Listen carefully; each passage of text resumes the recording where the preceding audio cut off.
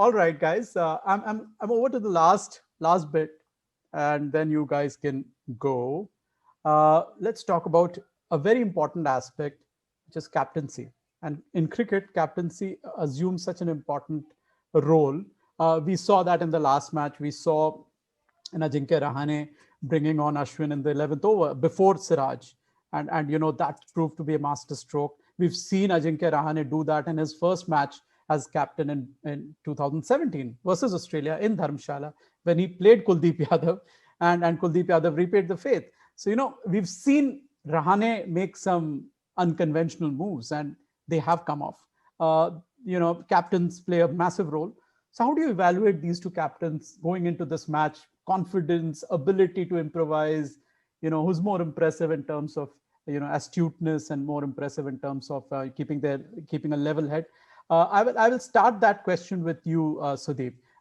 So what do you think between Tim Paine and Ajinkya Rahane? Who do you find more impressive? Who do you think is going to have a bigger impact in this match?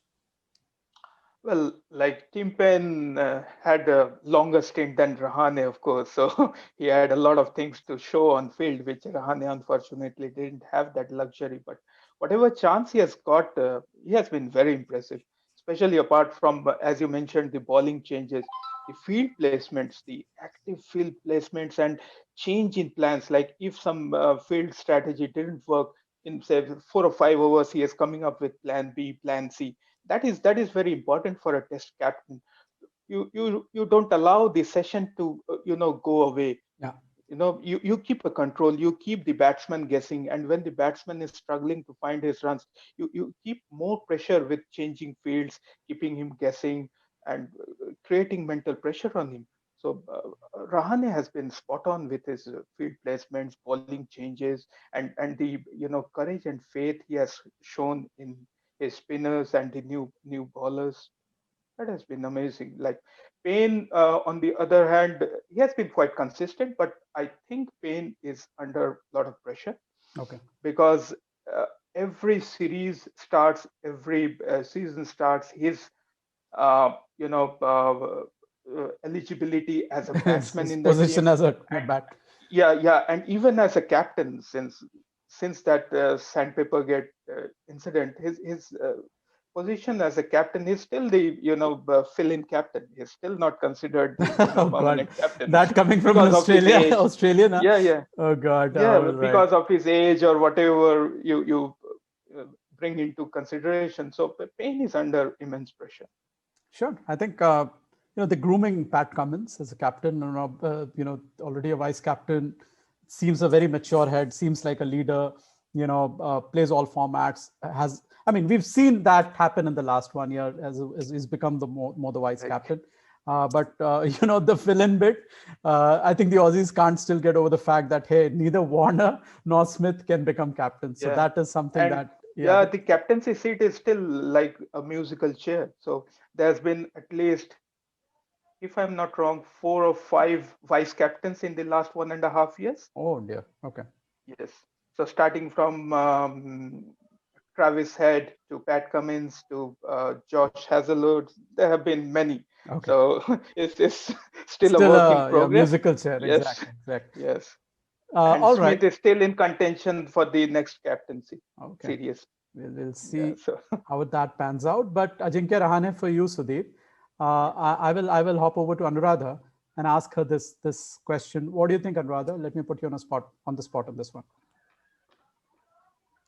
Rahane, very calm, cool, collected, and one I completely agree with Sudeep. And so, what comes across, I mean, when you just observe the teams at the moment, when the main captains are missing from the teams, is that there's a lot of confidence and conviction from the entire Indian Indian Contingent, yeah, Indian crew, teams, yeah, yeah. Indian contingent.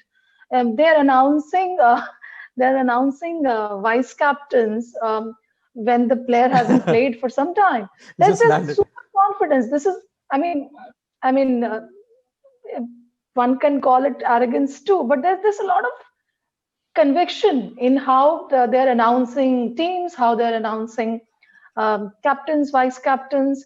that confidence is lacking in how the Australian contingent is behaving. Okay. To be honest, when I read the Langer statement about Steve Smith, I didn't find it very positive. I mean, it's good for Steve Smith that Steve Smith is a wonderful guy, he's very mature, etc., etc. But when a coach says that, I don't coach him, he coaches himself, I don't know how it doesn't sound good. Okay. Okay, so there are a lot of such things happening in the Australian team, and Australia. I like the Australia team. Okay, I have a soft corner for the Australian players. I like most of them. And you're So not it saying feels this like because we have two Australian experts, right? You're not saying this just for them.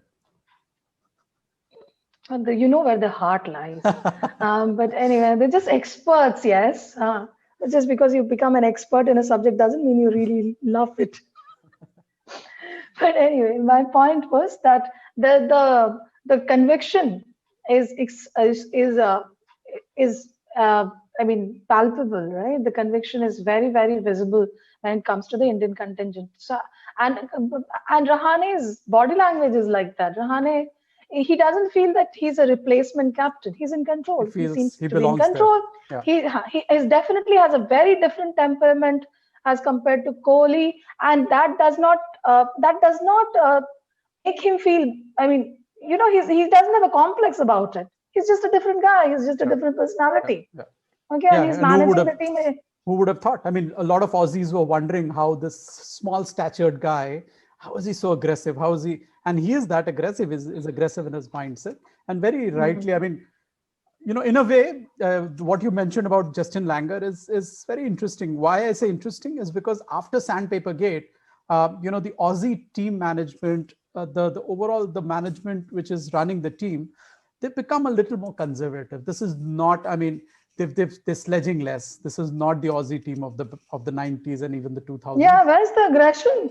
The aggression. So for every Steve Waugh, there's so many other players. Steve Waugh was not. Steve was just one, right? You even exactly. For one Steve Waugh, the rest of the team was so aggressive. Michael Clark. So every captain was like, they've been aggressive.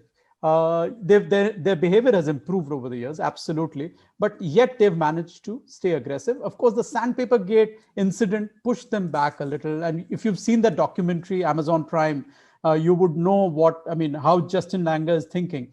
So Justin Langer has almost become this Indian, जो हम लोग Indian team देखते थे, 90s के, and Ravi Shastri, because of Ravi Shastri and Virat Kohli, Indian team has become that Australian team, that mindset. It's very interesting to watch. Let me ask Kanishk this one. Kanishk, what do you think, about the two captains? How do you see them, face to face? So I completely agree with Anuradha. Personalities, I think both of them are quite similar, very cool, calm, collected. But from whatever we have seen, when Rahane has captained this side, there's a different kind of aggression. And look, aggression is not just about what you show physically on the field, but it's about that hunger to win, right? MS Dhoni never showed any emotion, but was he not aggressive? He was super aggressive, right? Yeah. So I think from what little we have seen of Rahane as a skipper, absolutely brilliant, always in control. We spoke a little bit about field placements and bowling changes. We have to give a little bit of credit where it's due, and that's to the support staff as well, because cricket is one sport where you only see, the captain taking all the decisions. But today, the way data plays a lot of role, or video analysis plays a lot of role in the sport, a lot of these decisions are supported by a team that's never in the front, or that we as spectators never see, right? Starting with the coach and the entire coaching staff, the video analyst and whatnot. From what we have seen of Rahane, it's look, there's a lot of data today in every sport, right? In our world of sports technology, we use the term, paralysis by analysis. Paralysis. What Rahane has shown is that he is very clear in what he's looking for, and obviously that's supported by people working behind the curtains, whether it's the video analyst or the coaching staff, and he's very clear when he takes a decision. So those super aggressive fielding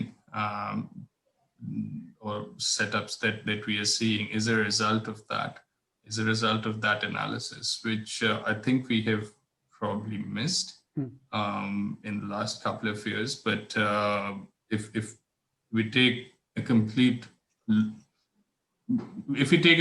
view of Rahane, then that shows that he's somebody who's extremely switched on. It doesn't show it, probably because of the kind of person he is. Demeanor, yeah, his demeanor, yeah. But that shows a very switched on player and a captain. So very interesting that the modern captains, whether it's Rahane or it's Rohit Sharma for Mumbai Indians, even I'm sure Virat Kohli for that matter, these guys rely so much on the video analysis and the inputs that they get from the video team, as compared to MS Dhoni, who never, was more leader by instinct. Even somebody like Saurav Ganguly, I've seen that, so he was not somebody who led by gut. His instincts were right many times. Same with Dhoni.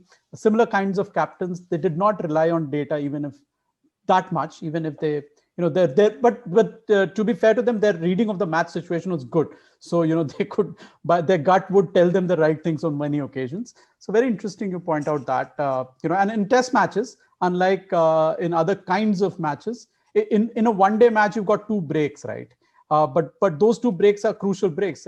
If you're in the field, fielding, by the time the first break happens, which is the 16th over, a lot, 1/3 of the match is already, 1/3 of your innings is already gone. So there is little time for those inputs to come through.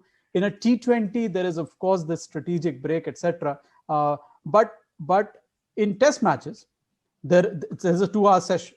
So you have a good sit down with your team back. You can go back. Plus every hour there is a drinks break.